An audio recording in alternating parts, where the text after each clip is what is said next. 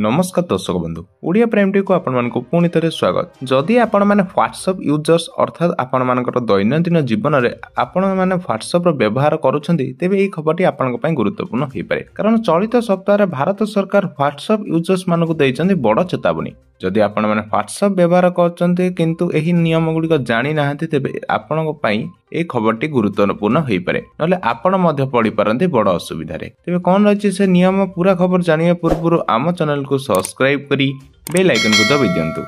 Electronic एवं सूचना प्रजुक्ति विद्या मंत्रालय अधीन इंडियन कंप्यूटर जरूरीकालीन प्रतिक्रिया दल एप्रिल 9 तारिख में व्हाट्सएप व्यवहारकारी मानक एक उच्च गंभीरता चेतावनी जारी करिसेंति। एही चेतावनी विशेष भाव से रही जेमाने निज पीसी रे डेस्कटॉप ऐप इंस्टॉल करिसेंति।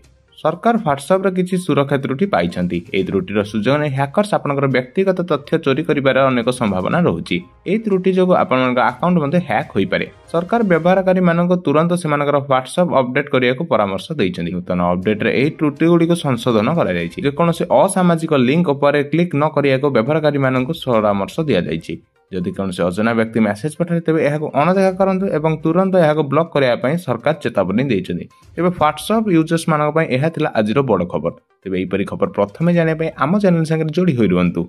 धन्यवाद।